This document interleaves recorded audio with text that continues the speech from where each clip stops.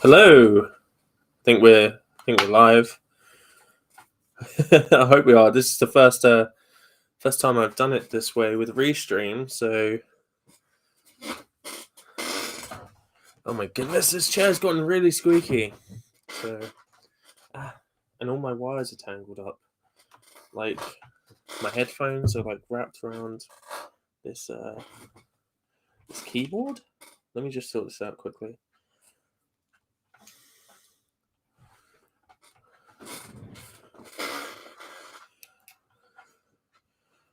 Okay, there we go. And I'm just because I want to check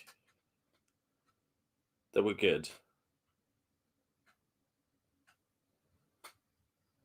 I'm just gonna go onto YouTube on my phone and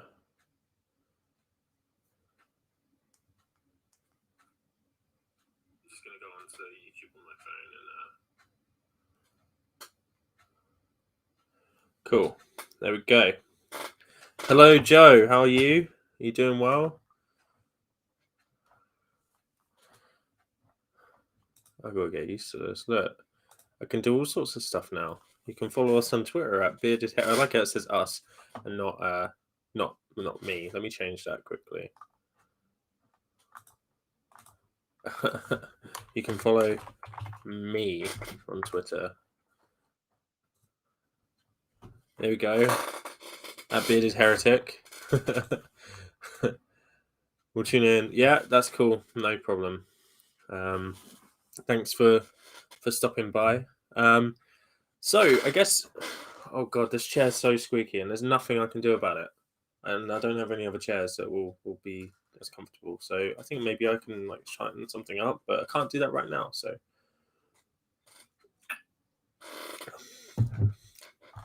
love you, Joe. See you soon. And you might notice that like I'm set up in a different place. I don't know if you have noticed that, but I moved my my thing around a little bit, my office, because sometimes when I get like this, I'm like, I just need to move everything.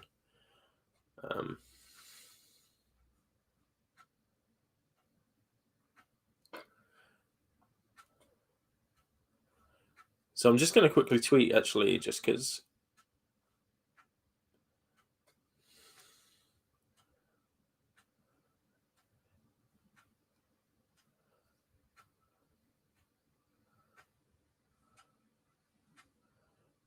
Why not?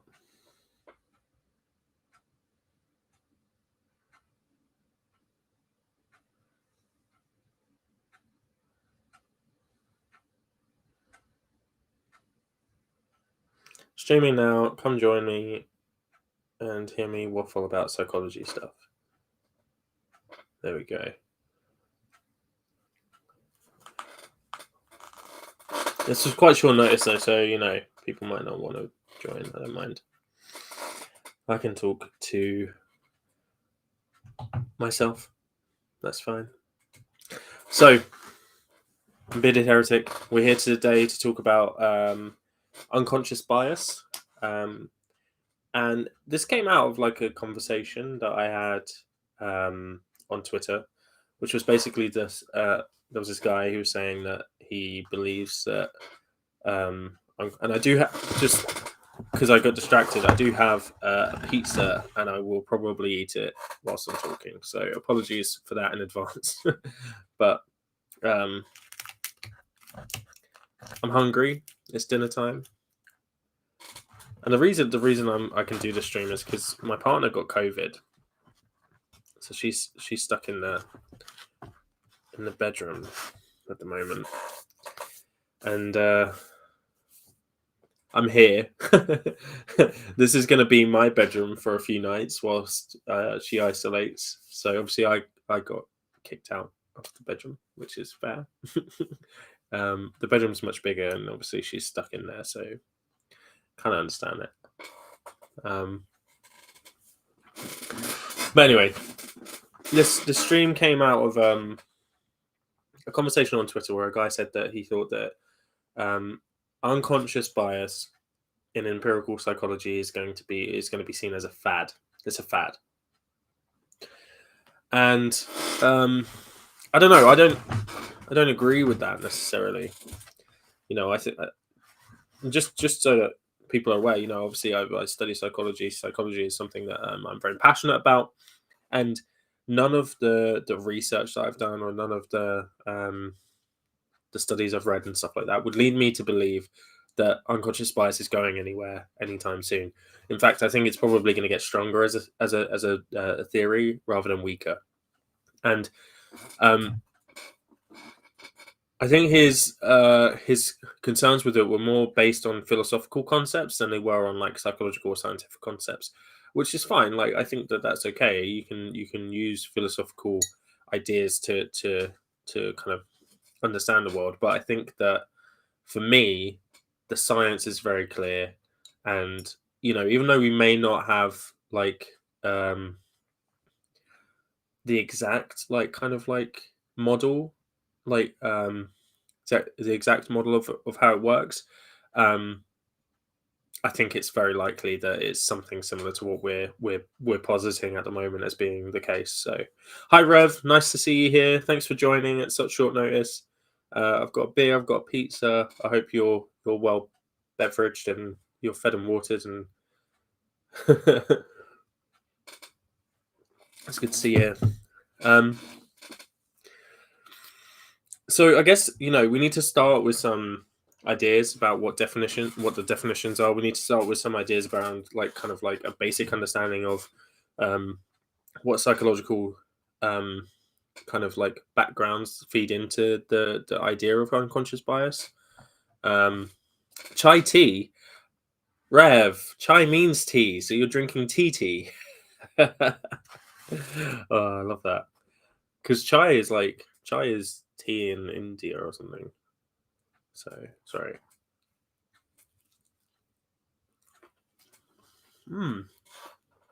This is good pizza. Philip's going to join maybe later, like either in the chat or he's going to come into a stream. I really wanted to get a pineapple pizza, but all of them have meat on, and I don't eat meat, so he hates pineapple pizzas. He's Italian, so it's understandable, but also I'm aware I'm not the not the like most handsome eater, so apologies for that.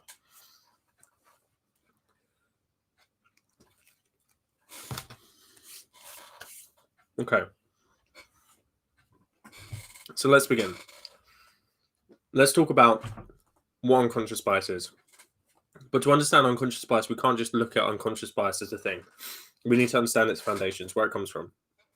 So the idea of the unconscious is something that's been kind of like developed all the way since like the beginning of like formal psychology, basically, which was psychology started in like the early 20th century, maybe the late 19th century, but really it come into fruition in the early 20th century. And one of the figureheads I think we all know is Sigmund Freud. And he had a lot of ideas. A lot of them were questionable. A lot of them have been kind of debunked, but there's quite a few of his ideas that have been have remained quite prevalent throughout psychology's growth. And one of them is this idea of the subconscious. So he formulated this idea that we have a conscious mind and then a subconscious mind. And the subconscious is like essentially kind of like desires and like beliefs and assumptions about the world. So a lot of his stuff was around sex, essentially. So his kind of like his version of subconscious was very much about sexual desires. We have unconscious sexual desires, whether that's towards like a parent figure when we're a child. And I think it's important to stress because I think Freud gets a bit of a bad rap with kind of like people think he's sexualizing children. He wasn't. When he talks about like the psychosexual stages of development, like the oral stage, the anal stage, the phallic stage, etc., he wasn't talking about it as if they're like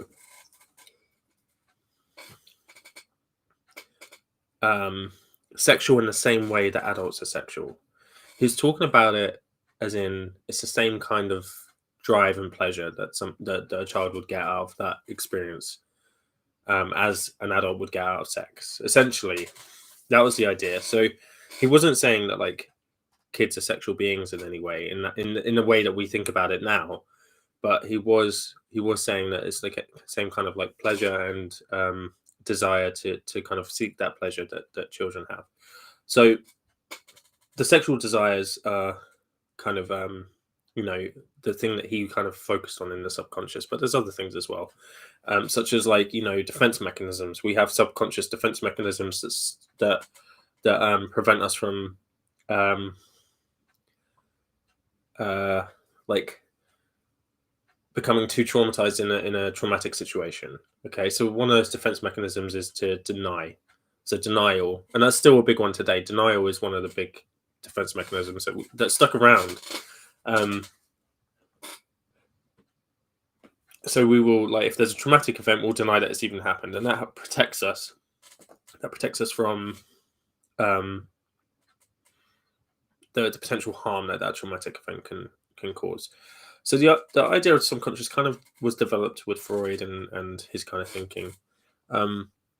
What happened then is that, like, in the 60s and the 70s, things got drawn into like behaviorism, and behaviorism is the idea that all behavior stems from learning processes, behavioral learning processes. So if you were to learn something, it's because of a behavioral situation. So for instance, like if we talk about like conditioning styles, the famous Pavlov's dogs, right? That's a type of conditioning, behavioral conditioning, where he'd ring a bell and the dogs would salivate because they associate that bell with food, because he'd like given them food every time he'd rung the bell, right? That's a pretty standard version of like behaviorist kind of concept. Okay, that all behaviors are all behavior is learned responses from conditioning and behavioral learning processes. And they made it very clinical. They made psychology very clinical and very kind of like experiment focused. And one of the big things that happened as well was like essentially this idea that the mind can't be directly measured, therefore we shouldn't try to. Basically, was the concept, and that the behavior can be like explained through these behavioral learning processes, and we don't need to think about the mind as a concept within that. That pretty quickly, well, I say pretty quickly, it was over a couple of decades, but it eventually kind of like started to fall out of favor as theories like Bandura's social learning theory became more prominent, and experiments started to look into more social and cognitive based ideas. So in like Bandura's social learning theory, it wasn't an active learning process, it was a passive learning process.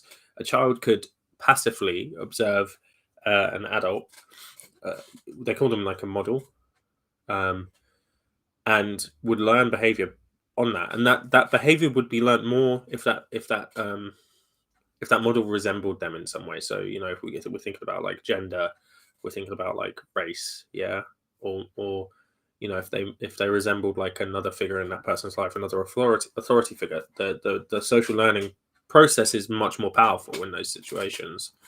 So if you're a child and you see a bunch of adults that you relate to acting in a specific way, in the classic study it was aggression, then you will replicate that behavior. But not only that, you'll create new behaviors that resemble the aggression but weren't witnessed by the models. So that shows that it's the concept of aggression that is being modeled, not just the aggression itself, not just the act itself. So if I punch something and the child punches something as well, that would just be like, they're modeling the exact behavior. That would be almost like a behavioral approach, but they're not doing that. They were punching it, and then they were kicking it, and they were swearing at it, so it shows that like that's a passive process that can happen in children. That's not behaviorally behaviorally learned process. Okay. So I'm giving you an entire history of psychology here, but it's really important because we need to understand where this concept comes from, right?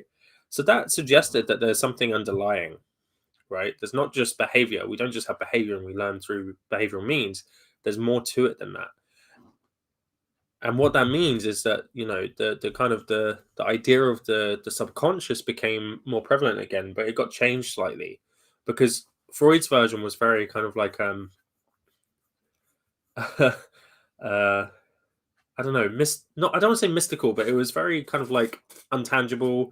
It was very um interesting. It was an interesting idea, but they kind of refined it down, and then cognitive psychology kind of started to take a bit of a hold, and they developed like what's now termed as the unconscious, right? Because subconscious, I think, is fine, but it kind of has um these kind of like what's the word? These associations with that mystical element to it. These things happen in our subconscious, but unconscious just means things that you're not aware of. So the idea of a cognition, or like, let's think about the cognitive model for a minute, because we need to understand the cognitive model for this to go through. So the cognitive model, at its most basic form, is the idea that your brain is kind of similar to a computer in the sense that you have inputs, which is the stimulus. So, like it might be a visual stimulus. You process that input, and then on the other side you have the output, which is the behavior. So I will see something, I'll process it. I might see a snake. I'll process that information, and I'll become aware that snakes are to be avoided, and then the output will be me running away from the snake. That's a very simple example. Now, the problem with the cognitive model is that in order to process information, you need to have a lot of, like, there's so much information going in. So you can't do that all consciously. You can't process everything that's going on in your environment in a conscious way. So a lot of it happens unconsciously. Just like in a computer, you don't see, like, when you press the Y key on the keyboard, you don't see the process that leads the Y key to the computer to say, oh, this key is the Y key, and then this is what's going to come up in the word processor, the letter Y, right? You don't see that. It doesn't come up on your screen, but there's coding there. There's something that translates the stimulus into the behavior, right? Some sort of coding there. So that's the cognitive model. Now, there are a few kind of like things that the cognitive model doesn't account for. That's like the new neuroscientific research into like consciousness, which Anil Seth is really good. So if you want to read about this, and read Anil Seth's book Being You, it's incredible. Which basically talks about the Bayesian brain, that we predict things, and that's what our consciousness is like a prediction of the world based on the stimulus, rather than it being the stimulus itself. Which kind of makes sense, when we think about how. Sorry for the squeaky chair. Apologies. When we think about how, we might think about things, or we might mistake things. There's a lot of like error in our perception, and that error is easily explained through the kind of the Bayesian brain concept. But we don't need to get into that because it doesn't influence the unconscious bias stuff that we're going to be talking about. So that's a cognitive model: input, process, output. Okay, and that happens underlying, right? Because you can't have all of this processing going on consciously, right? So we have unconscious processes, and it's important to stress unconscious only means not aware of, because that's a big thing that kind of, I think, people stumble over, is that it's not that it's like hidden somewhere, or it's like it's a lower level of, like, well, I guess it is, but it's you're not aware of that process.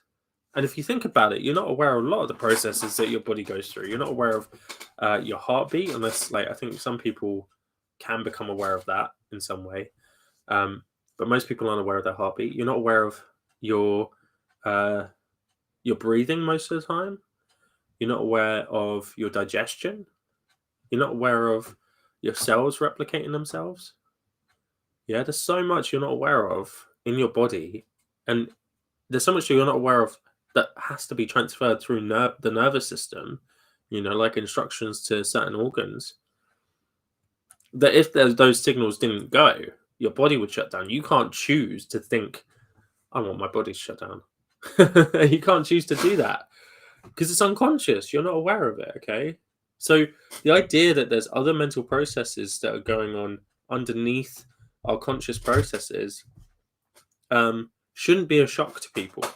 I'm surprised when I hear that, some people don't believe in the unconscious because when you pick it apart like that, it's very obvious that there's something going on there. Yeah. And the thing to remember is that advertisers play on this a lot. Yeah, they play on these unconscious processes a lot. Yeah. That's why they color their packaging in a certain way. They'll put text in a certain place on the screen. They'll have a certain person delivering the message. All of these things, the tone, the pacing, all these things are tricks that advertisers play on you to make you lean more into that product and consider it, to buy it, to purchase it. Capitalism, right? And this has gotten even worse, or even more the case, I should say, since we have AI programs that are being run through like long scripts and stuff. If we think about all the data that like Facebook and Instagram and Twitter, all the data that those sites collect, they build up a profile based on reaction time from how long you look at a post to what you click on to what your thematic analysis of your status is, to now intrusively listening to your conversations to hear what you're talking about, so that they can decide what to tell you. All these things, right? They're unconscious things. You're not necessarily paying attention to how long you're looking at a post or which ones you clicked on or anything like that. But they're feeding into an AI, and they're going to be able to tell you about yourself, and they're going to be able to sell things to you that you didn't realize that they could sell things. That you didn't realize would be able to be sold to you if they didn't have that information. Yeah. This is why like data science is so popular at the moment. Like lots of people are getting into data science, and that's because in order to make enough money now, you need to have that information. You need to take vast quantities of information and break it down into a model that works on selling things. So if the color changes, a slight tone off of the right color, that can make a big difference to sales. I mean, proportionally it might not, but like in terms of like the numbers, you could be talking like a few $100,000 or pounds, right? And all of that adds up. So these things are happening, they're there. So, and they're being manipulated by data scientists, really. Yeah. Not that data scientists are bad. It's just that's their job to do that. But it's just that they're ahead of the curve when it comes to this stuff rather than psychologists, because the amount of data that you need, you're essentially, if I said, oh, can I have all your Facebook data and all of your Twitter data? And I did that to, I don't know, however many people use Facebook and Twitter, like it's probably like 70 million or something ridiculous. Actually, I'm going to Google that.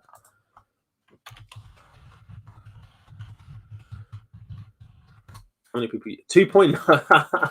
I was massively off. 2.9 billion people use Facebook, right? So that's a massive sample. Okay, and each one of those people is generating information every time they use Facebook. They're even generating information when they're not using Facebook, right? How long have they been off Facebook for? How can we draw them back in? Yeah. When did they start using Facebook again? What was it that made them start using Facebook again? Yeah. That's a massive amount of people. That data is going to be really useful in understanding how to sell things, right? Now, psychologists are behind the curve in this sense because, the people that we study, we're not going to be able to get 2.9 billion people. We're not going to be able to get 1 million people for those kind of studies. And the advertisers aren't going to release their information for scientific purposes. And even if they did, that would be a breach of the kind of rules they have, because they shouldn't be. I mean, I know they sell the data to every person they can, but they're not going to sell it to psychologists to go through it, because that would be like a trade secret type issue, right? They're not going to sell the models that they have on people based on that, right? And the funny thing is, right, you can see this happen even in like voting. Okay, now if you haven't seen the drama called it's called like an uncivil war or something. Let me Google this as well. Yeah, the Uncivil War. Brexit, the Uncivil War. It's got Benedict Cumberbatch in it, and it's about Dominic Cummings and how they essentially kind of beat or made leave happen, essentially. Now, what they did was they had pretty much a 50-50 split in terms of voting. In fact, Remain was being polled to win. And then what happened was Dominic Cummings came in and he started developing these slogans and stuff that were very simple to digest. But the real kicker for it was that they hired a company who had vast amounts of data to figure out what would persuade a bunch of people in the middle who wouldn't vote. And then they started targeting them with ads on Facebook. Targeting them with ads to leave. And that made up the middle bit that sent it over the 50% threshold.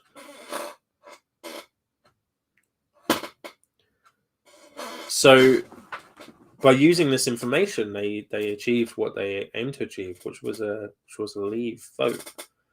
Yeah. So this is manipulated, This is manipulated to make people make decisions. So we've gotten to that point, okay? We understand that there is an unconscious. We understand what cognitive psychology is. And we understand that there are currently people manipulating this stuff in order to make money, okay? But what we need to do is we need to reel it back in a little bit, and we need to think about what unconscious bias is specifically, and then how does that relate to how have we found that experimentally, okay? Because it's all well and good me saying that this is manipulated, but I mean it works. It's a big thing that the companies are using now to sell more products, and it's working. And to change policy, actually.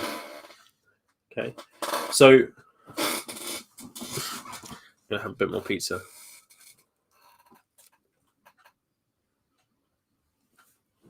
Who's still with me, or am I chatting shit?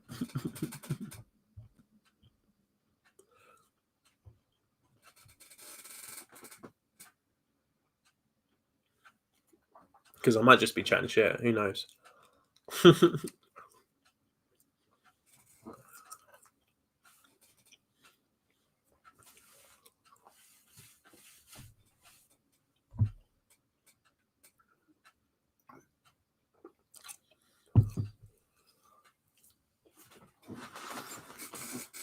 Okay.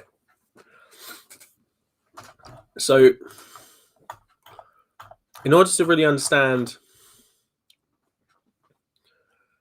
unconscious bias, we need to know what a schema is, because that's the kind of the underlying concept that unconscious bias is based off of. Schematic theory, it's called.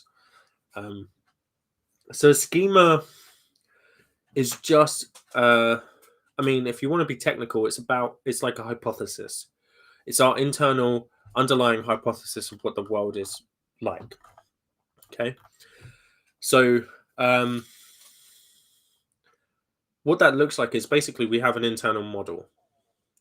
So, like an internal model would be, and it's kind of inductive in a lot of ways. I don't think it's entirely inductive. I think sometimes we do like deductive processing to reach conclusions. So, um, like a day. We have a day, we have a night, we have a morning, right? That would be part of the schema.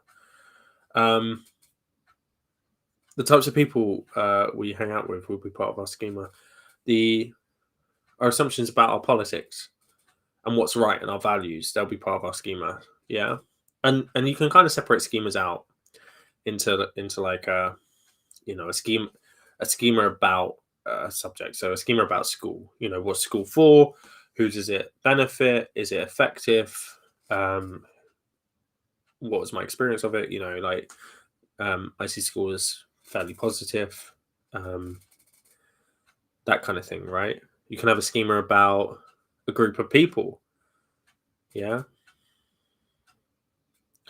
So your schema will include things like, oh, people aren't trustworthy, or um, people are trustworthy. That could be part of your schema. So you can have these kind of theories or hypotheses within your underlying that help you navigate the world, essentially. So you know what to expect. They're there to help you know what to expect. You're predicting what's going to happen, right? Um, and they lead to these things called automatic thoughts. So a lot of us have like negative schemas about ourselves. Yeah. So it would be like, I'm a fraud, or I'm not a good person. I'm annoying. Um unreliable. That kind of stuff. We usually have kind of negative schemas about ourselves. Some people have positive ones, but that's more rare. Um,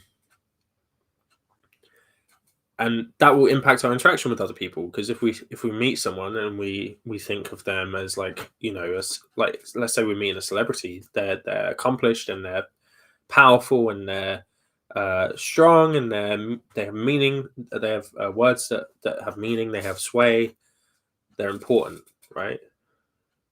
Then that will balance our interaction. We may feel less than them, we may feel um, that we don't match up to them. We may feel like we have to meet their needs in order to get what we want, because they're the ones in control. Yeah. So that schema uh, would impact that interaction. Okay. And I think I mentioned automatic thoughts. So we have automatic thoughts coming into our head that are based on the schema. So um, an automatic thought might be, when we mess up, which all of us do, that, oh, you always mess up. Yeah. Now, anyone who has undergone CBT, cognitive behavioral therapy, will be recognizing some of the things I'm saying, because CBT is based on schematic theory. CBT's entire basis is schema, um, and what we call cognitive distortions. So cognitive distortions are where that schema doesn't match up with reality. Yeah. So an example, if we're using the self-esteem example, I might think I'm worthless. Yeah, but and that's my schema. But that's a cognitive distortion, because I've helped person A, person B, person C, and I've got a job, and I'm important to a lot of people and stuff like that. So my schema doesn't match with reality. Now, it's not delusion. That's really important, because it's not like a consciously held belief. This is an underlying assumption about the world. The assumption being I'm worthless. Yeah, so it's not delusion. Um, and it causes automatic thoughts which don't correspond to reality. And what cognitive behavior therapy does is something called cognitive restructuring. So it takes those thoughts, and then you consciously assess them to see whether they're accurate, and then you start to implant yourself with more accurate thoughts. Yeah, and eventually, um, the cognition becomes restructured into being more in line with reality. Yeah, so people can have like cognitive distortions about a bunch of things. One of my least favorite cognitive distortions is like misogynistic ones. So just a trigger warning for the R word. So like rape myths. So, these concepts of around, she deserved it because she was out late at night, or she was dressed provocatively, or she was on her own, or she didn't say no, those kind of things, those rape myths. Those cognitive distortions are really damaging because, they can perpetuate trauma in other people, not just yourself. I mean, you can do that to yourself as well. You can have those myths around yourself as well, but they can perpetuate trauma in other people, and they're not helpful. So for me, like, the cognitive distortions are part of the schema. And you do cognitive restructuring with people in order to help them understand. So if somebody has like maybe some problematic thoughts around women, if you did cognitive restructuring, then that would kind of restructure their understanding of it. And one example is, like people who think that women are dressed provocatively in order to get their attention, specifically their attention. If they didn't want my attention, they wouldn't dress provocatively. Is like the thought process. Yeah, I'm sure we all know a few people that have that kind of thought process. You'd have to do cognitive restructuring, like, and it would be along the lines of, what's the automatic thought in that situation? Well, it's that she's trying to get my attention. And then you analyze that thought. Well, does she know who you are? No. What other reasons may she have dressed that way? Because she wants to feel attractive for herself. She wants to be empowered. Maybe she does want to attract someone, but it doesn't necessarily have to be him. It can be other people that she's attracted to. Does that mean that she wants a relationship? No, not necessarily. Does it mean she wants sex? No, not necessarily. So you analyze the thought, and then when they have that automatic thought again, then they can start to process that and go, actually, I had this thought again, and then eventually it will start to subside, and they'll start to restructure their thoughts more in keeping with reality. Okay. What's really interesting is that we've just talked about an unconscious bias. The unconscious bias being against women.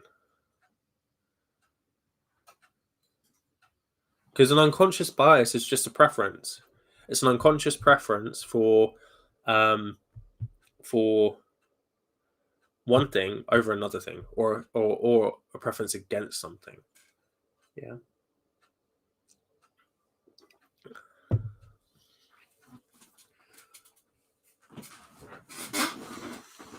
I think race is a really easy example.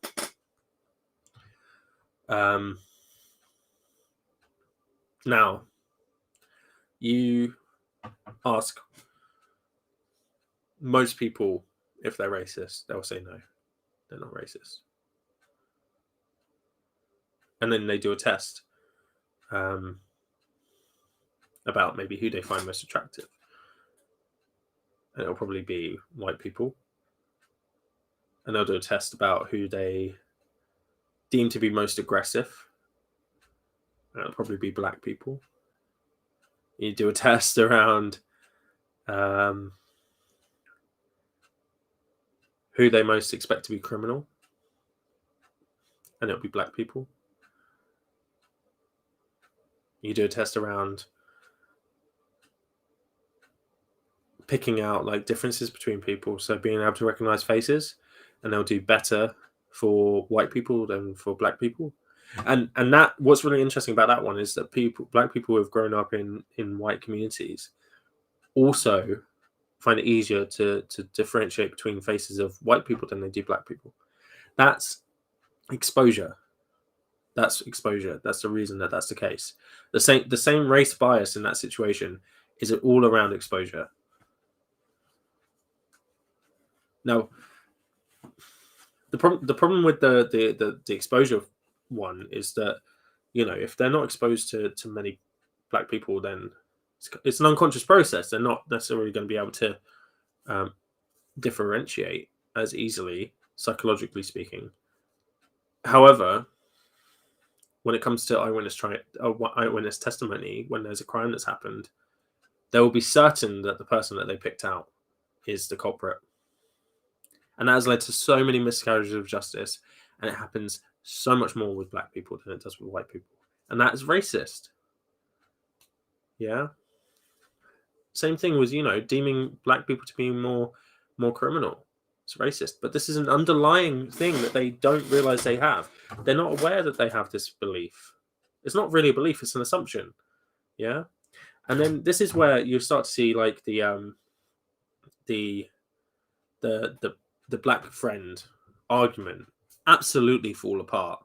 It absolutely falls apart at this point, because if someone says, I have a black friend, I'm not racist, usually they have the black friend because that person does not adhere to the characteristics that they deem to be negative about black people. Right? They're not friends with them because they think that person's criminal or aggressive. Yeah. They're friends with that black person because he's a nice guy and he comes to the pub and he enjoys the same things as me, right? The problem is that they still have these assumptions that most black people are criminal, most black people are aggressive, etc. Yeah. When actually, if we talk about cognitive distortions, right, that person that he's friends with is probably more like the average black person, not criminal, not aggressive, like everyone else.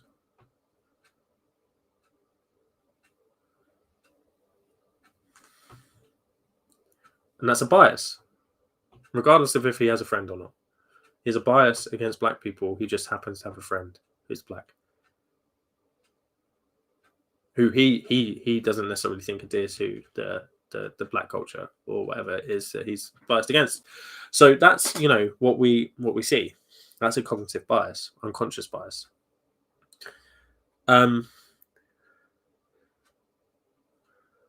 We also see it in gender, and the thing to think about this is, right, an unconscious bias isn't going to be equal to the decision that's made. It's just not. So you'll have someone who and a great example, black friend, you have someone who is unconsciously biased against black people, and they'll have a black friend. You'll have a CEO who is unconsciously biased against women, and he'll employ a woman because she's got the best credentials. What you have to think about is, if that individual had a choice between two people who were exactly the same except for that characteristic, which one would they pick? Which one would they be more likely to see as superior based on their bias?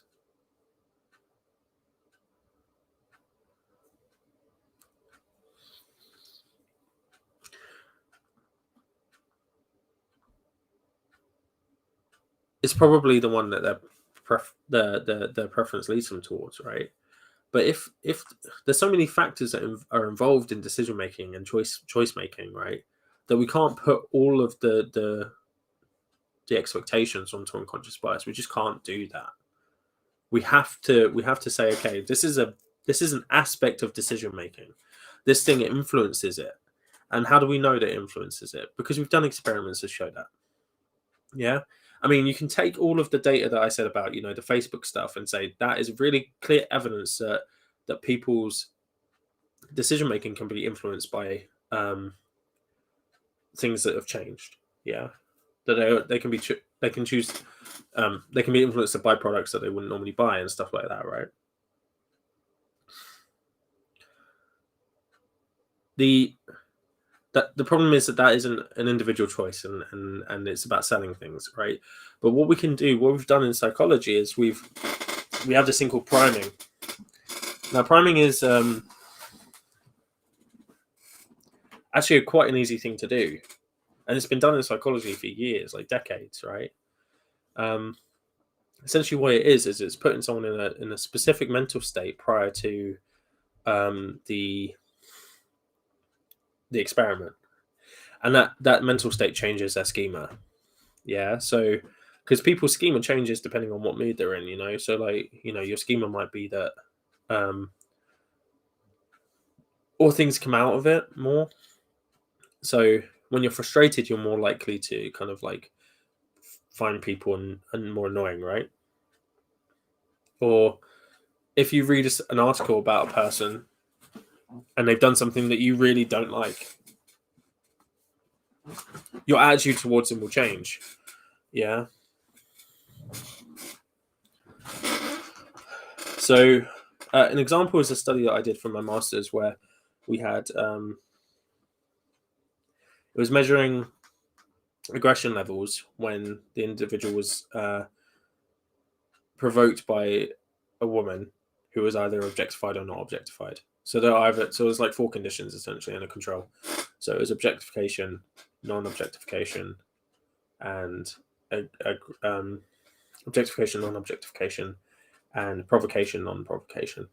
Yeah, and then a control, which basically that was just no provocation and stuff. But that's kind of beside the point.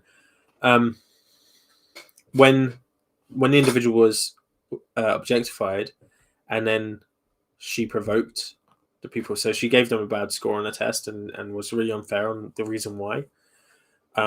People were more aggressive towards her. People showed higher levels of aggression. Yeah, so we prime people to we change their schema about that situation by making her an object and also making her provocative and not the sexual sense, in like you're annoying sense. Yeah, and then people were more aggressive towards her. But for people who she didn't provoke and she wasn't objectified to, they were less aggressive. And we used a standard aggression measure, which was like an ice bath, putting your hand into ice for a certain amount of time, and then saying how long would you put the person you're talking to's hand in ice for. That's an aggression measure, because putting your hand in ice is unpleasant.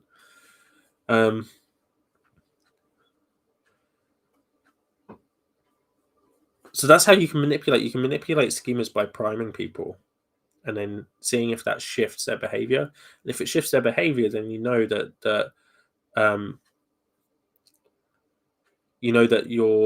effect you're having is having an unconscious effect on that individual, because they're not conscious of the fact that they've been objectifying her and provoking her. There might be an element of that. Like they might have automatic thoughts about, oh, she's fucking annoying, or whatever. They might have those automatic thoughts, but that doesn't mean that they're like consciously aware of that's what's occurring, that they're being provoked, that they're objectifying her. That's not how it works. Automatic thoughts kind of give us a lead to what our unconscious mental state is, but it doesn't tell us exactly what it is at that point. Yeah.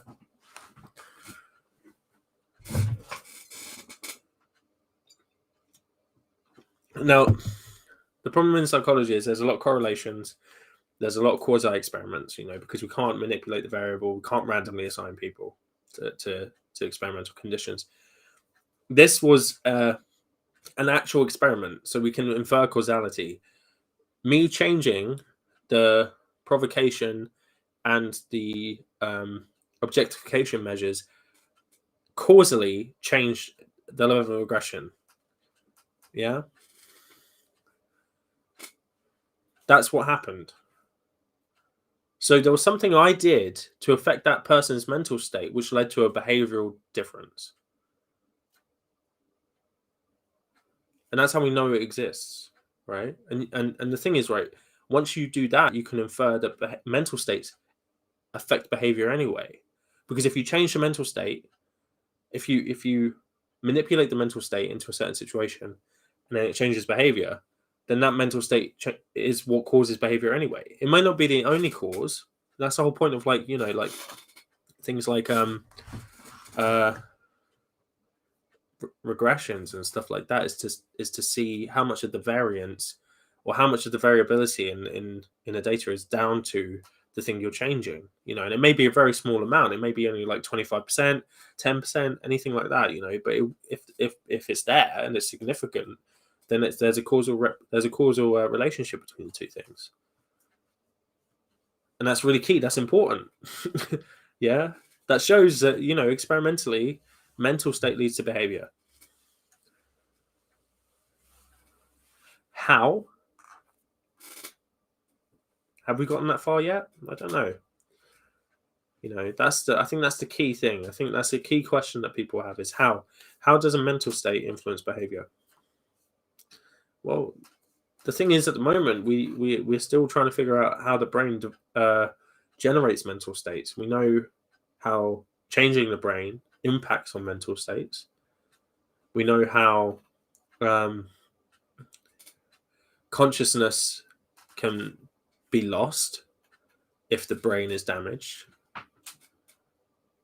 And in fact, we know how consciousness can still be present with no other functionality, like no bodily functionality, locked-in syndrome, when the brain is damaged. And we can measure people's consciousness regardless of if they're in a locked-in state or a vegetative state. We can see a difference between those two groups of people, which is incredible. So obviously, consciousness is a brain state. It's just that it's an emergent brain state. I saw a great example of what an emergent property was. You have all the things that make a cake, right? And it makes a birthday cake. So you have, like, I don't know how to make a birthday cake. Eggs, flour, sugar.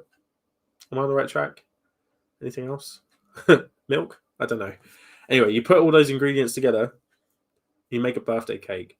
But those ingredients can't tell you the value of a birthday cake. They can't tell you what a birthday cake means. They can't tell you what a birthday cake represents or looks like or anything like that. They're just the component parts, right? And that's basically the brain at the moment is it's a component parts, and we know how they interact with each other to generate this thing, but we don't know how they go from those component parts into generating that thing. If that makes sense. There's a difference between those two statements. So we know how they work together and generate that thing, but we don't know the middle bit. We don't know how they go from this to this. And that's the hard problem of consciousness. That's exactly what that is. Yeah. The hard problem of consciousness does not limit us from understanding that conscious processes or mental states affect behavior. Knowing the middle ground, or not knowing the middle ground, doesn't prevent us from knowing that one impacts the other causally. And it doesn't prevent us from knowing what that mental state is, or from knowing what that behavior is independently. So we can know what somebody's mental state is based on a variety of factors. Yeah.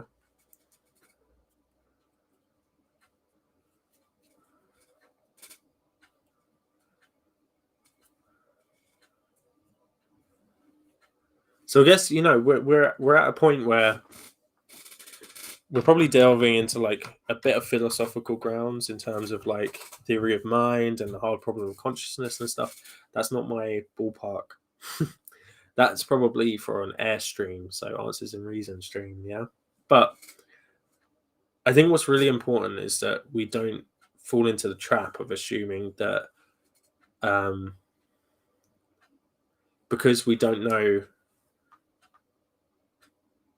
the steps along the way to the journey of how something untangible can produce something tangible, that one can't do the other, and that we can't measure the first thing, right? And I gave an example in this conversation I had with this guy. I haven't had a response. I don't think he's ignoring me or anything, or can't answer it. But an example is, like, when we think about how ideology leads to policy change in that state, right? So if we think about, I'm going to use Nazi Germany because I think it's a really obvious example. Ideology would have been anti-Semitism. Ideology would have been kind of eugenicist thinking around like the Aryan race and stuff like that. Ideology would have been around hatred towards Europe for the way that they were treated after World War One, and pride and embarrassment. Ideology would have been around taking back control. Yeah. and proving to the world that we still mean something. There's a lot of ideology there. How did that impact policy change? Well, we know how it impacted policy change because Hitler. Yeah, but let's think about USSR. How did ideology impact the way that Chernobyl was handled? I just watched the TV series of Chernobyl, so it's fresh in my memory, But the ideology that underpinned the USSR at that time almost led to very catastrophic decisions being made in that situation, right?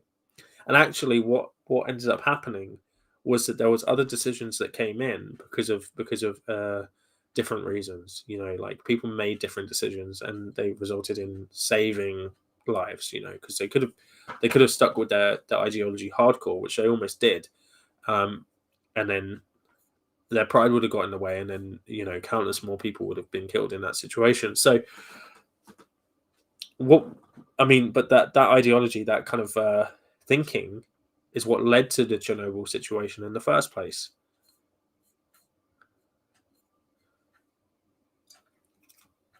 And if you haven't seen Chernobyl, I recommend you go and watch it because it's brilliant. So if we're saying that we can't take a mental state and assume that that's the underpinning of a behavior, or that the measures that we're using to measure that mental state aren't accurate or valid because they're tangible and the mental state isn't. So an example of that would be like reaction time measures. So, hi nerdy, how you doing? So reaction time measure would be you have a task to do, so you either have to categorize things or press F when it comes on the screen or E when it comes on the screen, and then there'll be like a stimulus presented that you will either have a bias or not have a bias towards, and you have to do that task as quickly as you can whilst the stimulus is present. Okay, there are variations of this, but this is the essential idea. People are slower when there's stimulus that they kind of find an affinity to. So if that's like if we're talking sexuality, if you had a heterosexual male and pictures of men were coming up, and then suddenly there was a picture of an attractive woman, they'd be slower during the attractive woman thing. And this is by milliseconds. This is not noticeable to human perception. Like, this is something only computers can register. Like, people think they're going through at the same pace, but there is a noticeable difference between the things that they have an affinity to or a bias towards, and their reaction times during those sessions. And it's not yeah, exactly, blue is male. Yeah, so you have blue is male and red is female, and then you have to categorize them, and then sexy would come up and you'd press red, and then if you swap them over, and people struggle more to complete the task. So there's ways of doing it, and they're really good at identifying this. But if you're saying that that isn't an effective measure of their cognitive, their like schema or their underlying cognitive like assumptions of the world or biases towards or against certain things, then what you're saying is that that measure has something else behind it. It doesn't make much sense to me that someone will say, yeah, I'm sexually attracted to women, and then unconsciously have that reaction time thing. Like, and the thing is as well, these research methods haven't been developed over a short period of time. They've been developed over a long period of time through lots of testing to be valid and against things that we know about an individual. So we might know they're heterosexual. Yeah. And then what that can allow us to do is actually go do a test on people. And there's a lot of ethical issues with this, right? But you could test someone who is pretending to be homosexual, for instance, and see whether they actually, are heterosexual or homosexual.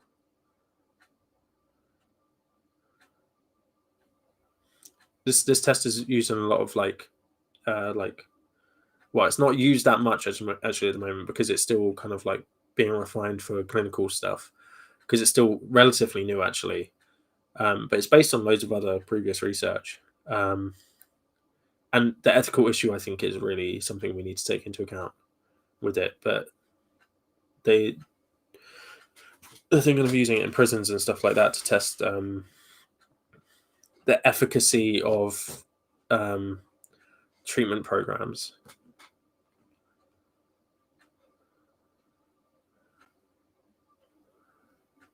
The other thing that happens that they use quite a lot is pupillary response. So if you have affinity to it, then your pupils will dilate. That's pretty good one. But I think they're finding that reaction time is actually better. It's a better predictor. So.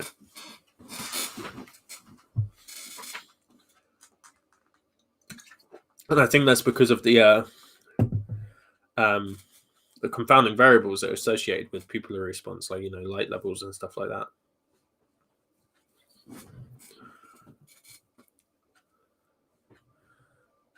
So I think we're at a stage where we know what unconscious bias is, we know what schemas are. Why can't we measure these things? We can. And the thing is, everything that is currently in the cognitive psychology kind of world, all the research is pointing towards this.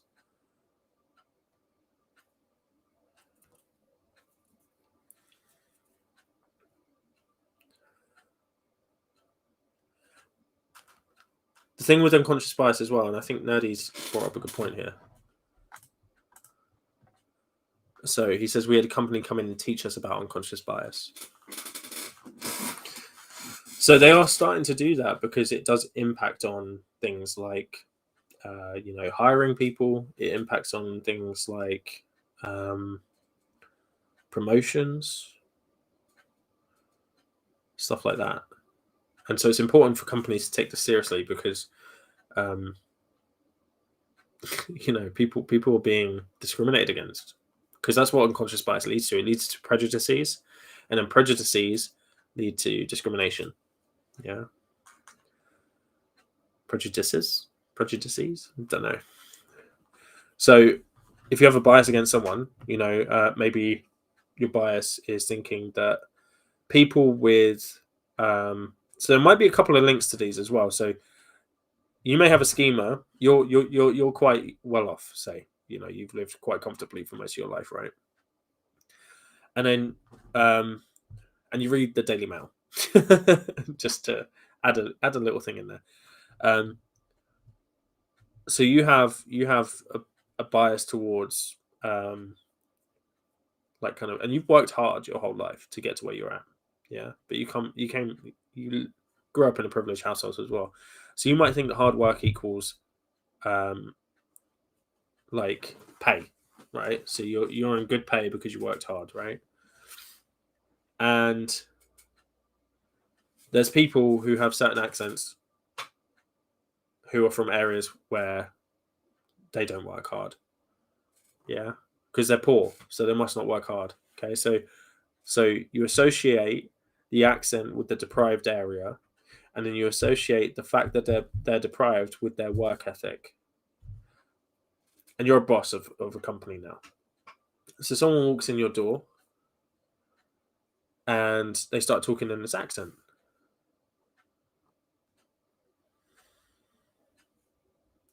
Someone else walks in the door and they start talking in the same accent you talk in. And you work hard. So you associate these things, unconsciously. You may automatically think that the first person to walk in your door with the accent from the place that you think is deprived because they don't work hard enough, doesn't work hard.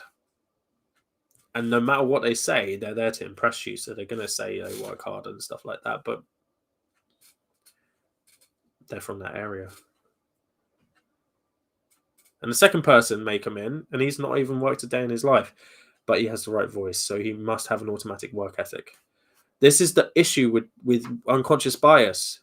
And all of this is happening underneath. It's not happening up here. We'll have automatic thoughts. As I say, you have an automatic thought like, I'm not sure about this guy. Or, I wonder if this guy is a hard worker or not. But they'll come out as like a little string of dialogue that's just that's not very helpful. Yeah. And the only way to challenge an unconscious bias is to become aware of the fact that you have one. Yeah. So there's a I'm gonna put it in the chat.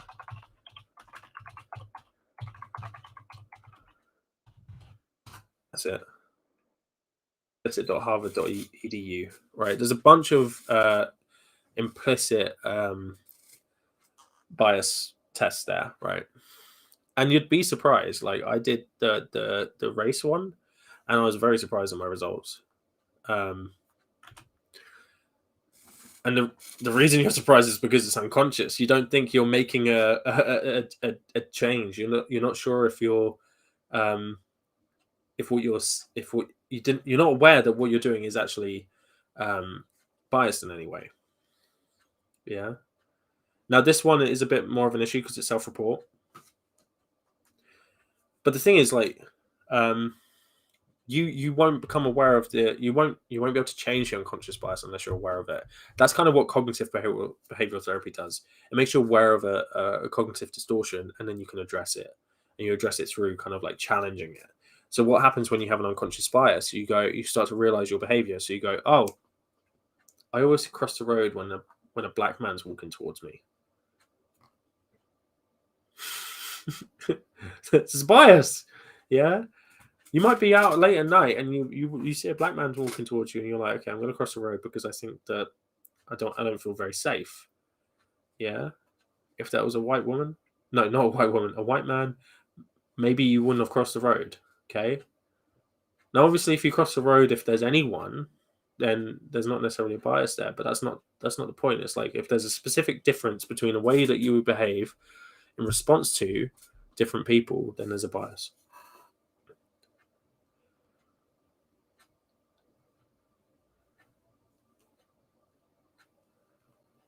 Now, there's a few reasons why somebody might not recognize the fact that they have an unconscious bias. One of them is that they're not exposed to it very often. So they don't have much exposure to the thing that they have a bias towards. So that would be like, if somebody lives in a particularly white area and they have a bias towards foreign people. Yeah. You see this a lot in like Brexit conversations. You see people that are from areas where there's basically no Eastern European people, and they have strong opinions about how Eastern European people are affecting their lives. Yeah.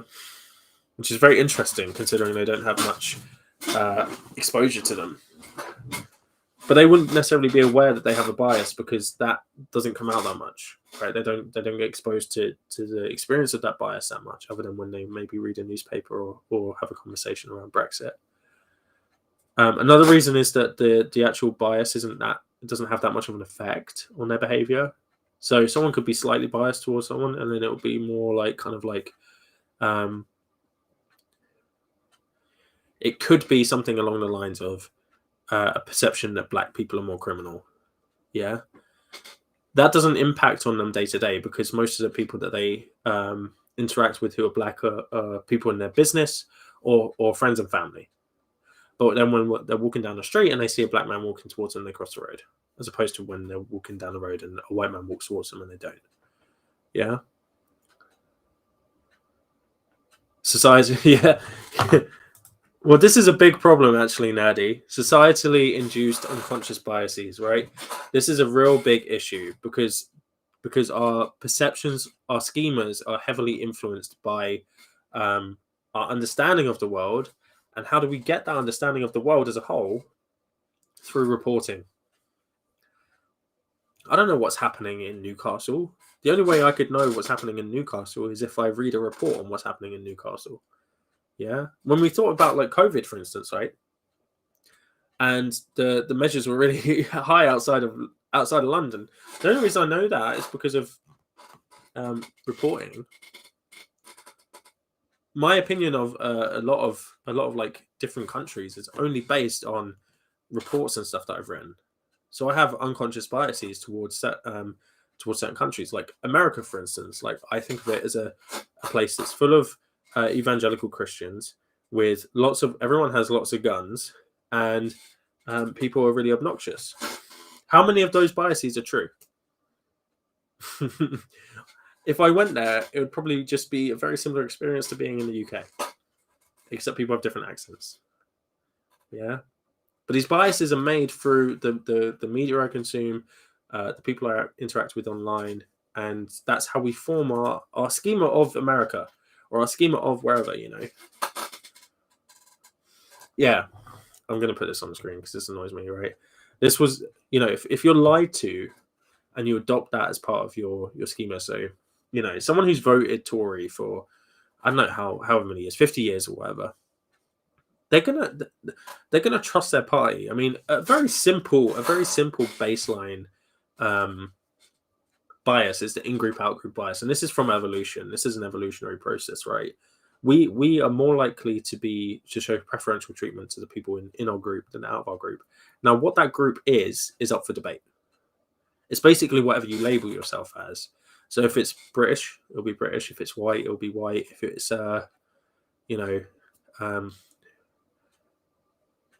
atheist, it'll be atheist. If it's Christian, it'll be Christian. We have labels and we have boundaries around that, and then we see our group as better or more preferential to the other groups. Okay, so that's a very basic thing. So if you're a conservative and you see a bunch of conservatives saying we're going to give £350 million for the NHS every week, you're going to go, wow, that's true. Especially if you're like a nationalist conservative, you're going to be like, wow, that's amazing. I don't like the EU. They're my out group. I like Britain. Britain needs this. The NHS needs this. These people are wanting what's in our best interest. Let's give them £350 million. Let's give £350 million to NHS every week. Yeah. And what's really funny is that it causes cognitive dissonance, which is another cognitive thing, right? Where you have two differing ideas, and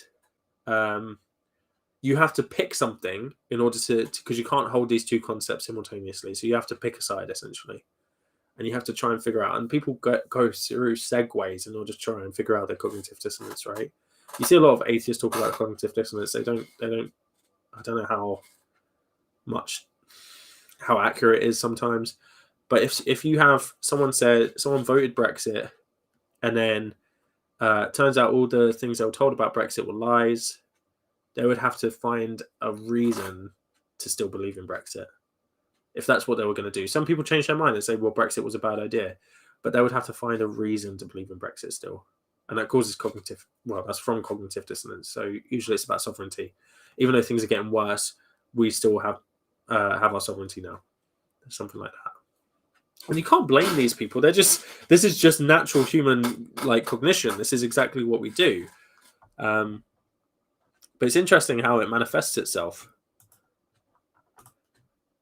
The other reason that somebody may not realize that they have a cognitive bias or an unconscious bias is if they see their bias as normal. Yeah. Or they believe the evidence for it.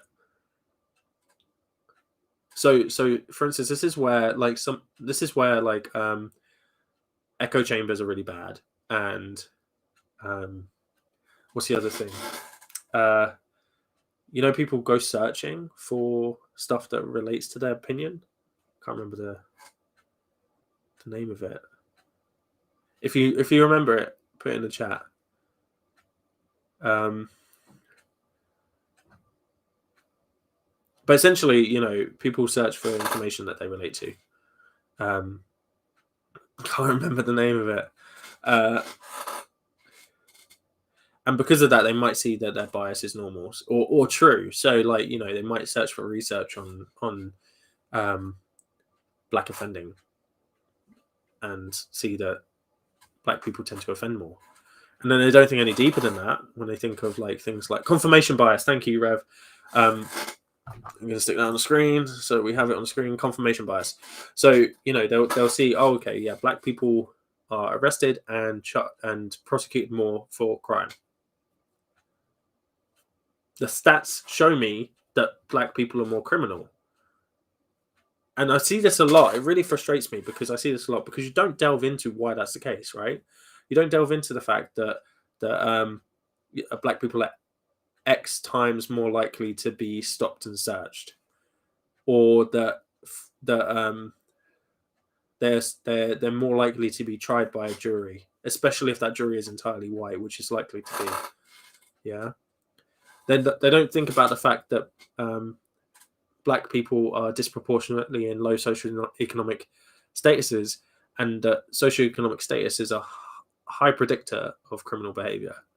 And I don't think that the reason that black people are in low socioeconomic status is because of the history of how black people have been treated in places like America and the US, UK, America and the UK. And they also don't think about the fact that that the types of crimes black people are charged with are specifically designed for black people to be charged with. So, like, for instance, if we think about weed, weed was largely smoked by the black population. When they made that illegal and they had the war on drugs, they charged more for weed than they did for things like cocaine, which were seen as the white drugs. And it's crazy. That's crazy. That's madness, right? So when you start to piece all these things together, and if you controlled for all of those factors, if you controlled for all of these things that lead to that statistic, you wouldn't see a difference. You would not see a difference between the two. People want misinformation. Well, I don't know. I don't necessarily think people want misinformation. I think people don't want to be challenged. I think people struggle, and I think it comes down to that cognitive dissonance, because cognitive dissonance is a really uncomfortable feeling. When you find out, or when you come into contact with something that challenges an idea that you have so hard, like, and not to bring it to atheists, but let's talk about like lack of belief atheists, okay? Because I think this is a really good example. If you're challenged on the idea that atheism is only a lack of belief in God, and that there's belief systems that are associated with atheism, and that atheism has can have things like community and stuff, that challenges your perception of what atheism is and everything you've learned. So you have to figure it out. You either kind of like lean into it and ask more questions and develop a better understanding, or you double down. And that's essentially what cognitive dissonance does. It makes people either transfer their thinking or double down. Yeah. And it only works if the argument that you're being presented with isn't silly.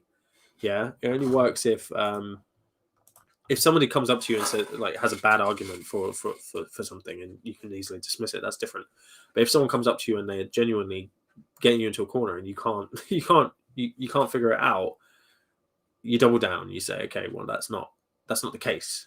And that's why we see so many like kind of like arguments between like the air guys and lack of belief atheists, is because they're just not willing to admit, or not willing to explore the idea that they might be not wrong, but just there might be different ways of thinking about atheism, and different ways of thinking about religious beliefs as well. You know, about like accepting that people do have religious beliefs and they're not crazy for it and they're not stupid for it, and that there are just justified reasons for believing in God. You know, that is really difficult for some people to grasp, because they don't want to go down that rabbit hole. They're being challenged on it, and that's too much for them. They need to either double down, it makes them uncomfortable, or they need to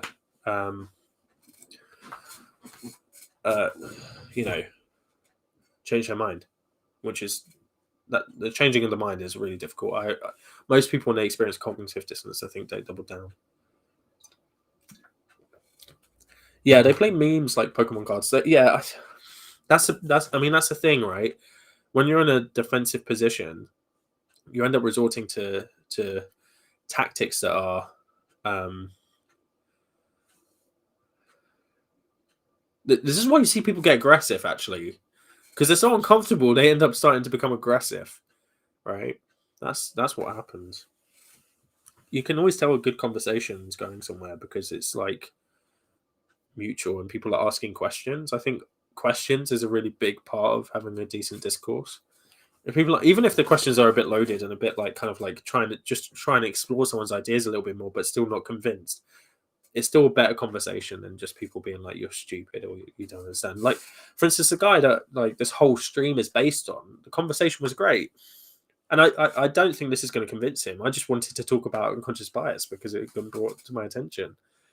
And what my views are on his stance, which is that I don't think there's any reason why there's an issue with applying causality from a mental state to a behavior.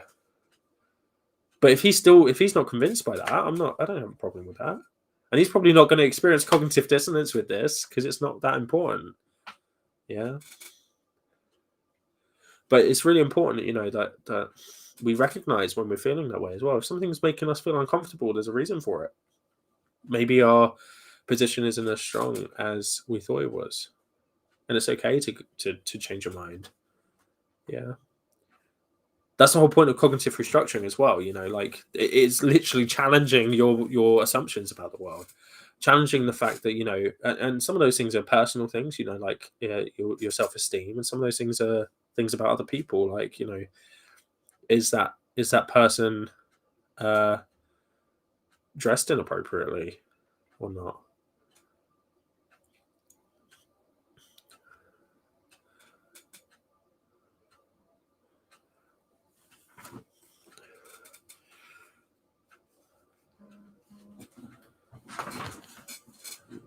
Oh God. Well, the thing is as well. So Rev's just said, or they discredit academia and theology, religion, philosophy because they don't see value in it. So I'm guessing you're talking about atheists here. Yeah. Which I'm an atheist. Just to make that clear, I lack a belief in God or don't believe in God. Well, I believe gods don't exist personally, but I'm an atheist.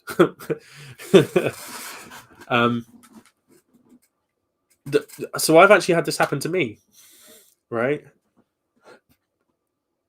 Where oh my God, we're on to this. I didn't think it would go that way, but I'm happy it did. I was having a discussion about how religion is not a mental illness.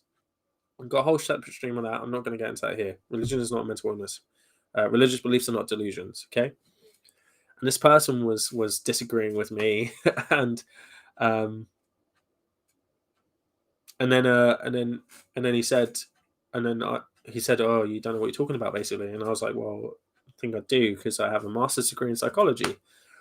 And he said, "You got to post a photo of your qualifications." Like, it was easier for him to think that I was lying about my qualifications than it was for him to accept that maybe he was wrong. And that's an issue. That's a real issue. I find it frustrating, guys. I mean, there are people that lie about the credentials online, but I wasn't saying anything that would have led to him believe. Like, I wasn't saying anything crazy about psychology. I was just saying what delusion was and what it wasn't. Like, that's very simple. That's psychology 101. There was another guy who peddled this stuff, and I said it doesn't sound like what did I say?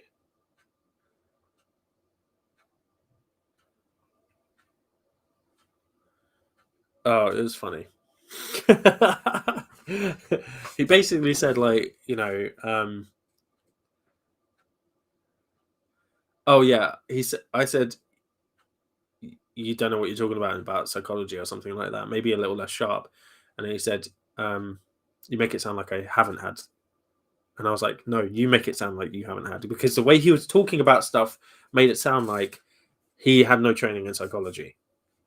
And then he didn't come back to me, so he obviously hadn't had any training in psychology. So I called him out correctly. The real problem is when you get people like Jordan Peterson who have actual qualifications, but also just spout a bunch of bullshit. Like, so Jordan Peterson is bases his entire like kind of understanding of psychology on well, not entire, but most of it on Jungian psychology. And Jungian is like Freudian. Like, if you brought Jungian into the modern day, there'll be so many issues with it experimentally. Like, you could pick it apart from modern kind of empirical psychological theory. It talks about like lots of mystical stuff. He talks about archetypes and things like this, and even like in terms of archetypes, that's basically early personality work. And there's so much stuff on personality now that just overrides it. Yet he's stuck in the stuff. He's absolutely stuck in it, and that means that when he starts talking about like psychological ideas and stuff,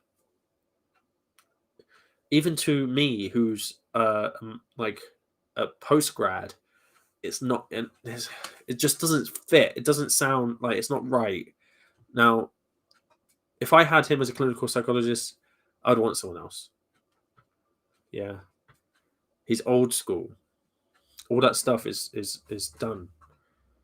And the problem. This is the problem with practice versus research, right? Research keeps moving forward and progressing. I doubt. Well, maybe Jordan Peterson has read the latest journals and stuff, but he's not doing it as much as the people doing the research. He's not reading as quickly as people are writing.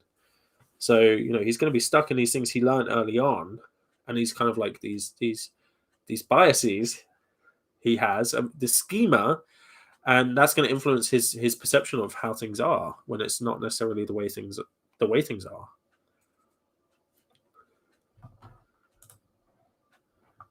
Yeah, this is a really good point. Often people are just parroting their idols, and so the disagreement is with their idol's belief. That's true, but the other thing as well is that around this is that if we're thinking about idols,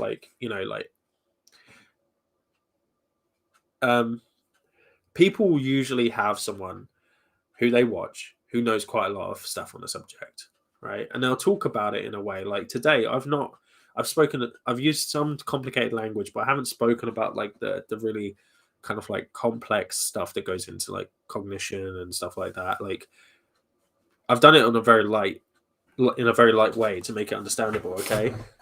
Now, what that means is that it's easy to manipulate. Well, not manipulate, but misinterpret. Because as soon as you simplify it, it's open to interpretation because it's not precise. You lose precision. I think what people are doing is when they're listening to their idols, they're taking concepts from that, and then they're making their own stories up about what that concept is, and that's where you see issues. So, like for instance, Matt Dillahunty. I'm not Matt Dillahunty's biggest fan. I used to like him. I think I know a lot more about stuff now that I can see his flaws a lot easier. But regardless of him as a person or him as a atheist or whatever, he influences a lot of people. And there's a lot of people who discuss ideas who admittedly follow his concepts and stuff and use his examples. But they're way more aggressive and they get things a lot more wrong. And he would disagree with them. If they called into his show and they said, yeah, this, expecting him to agree with him, he would disagree with them and be like, no, that's bullshit. That happens a lot. People take what people say and then they manipulate it to fashion what their own beliefs are, and especially when things have been simplified to a point, there's more room for error there in that sense. So yeah, you're not even arguing with their idol, you're arguing with their perception of their idol, which is the case for Jordan Peterson as well, because Jordan Peterson didn't start out as like being like this really right-wing like white male figurehead. He became that because these people started seeing associating with some of the things he said, and then and then they made stories about it, and then they came together to discuss it, and that developed from there. But there's loads of things that he was saying that disagreed entirely with these people, and then I think he leaned into it because he was making a lot of money from it, and he actually became who they wanted him to be a little bit more. And now he's changed again. So yeah, it's all a bit shocking. So there we go. What a journey we've been on. We've been through so many different hoops here, and you've stuck with it. Thank you, guys. I think I'm going to end the stream here because I think, in terms of unconscious bias, there's not much more to discuss. But I hope that that's kind of developed the idea of unconscious bias a little bit, along with other things like schemas and cognitive distortions and what CBT does. I didn't explain the entirety of CBT, just the cognitive restructuring aspect. And also, like how society impacts on our biases and why people don't realize they have biases. All of that stuff. Hope that you've taken a lot on in that sense. Something that's really worth mentioning is that I'm going to do more of this kind of stuff, but over on the Airstream. So I'm going to have a Monday stream. Don't know when it's going to start, but it's called Psyched or Psyched, and we're going to be discussing all things psychology. We're going to start with what is psychology, because I think that's a really good starting place. For any kind of psychological understanding, you need to know what psychology is. And yeah, I think it's going to hopefully have guests and stuff on. Maybe we'll try and get some special guests at times to discuss some more complex topics later in the day. But it's always a pleasure being here. Thank you for joining me, and I hope you've enjoyed. So yeah, if you want to like, subscribe, comment, do whatever you want. I don't mind, and I'll see you another day. Bye.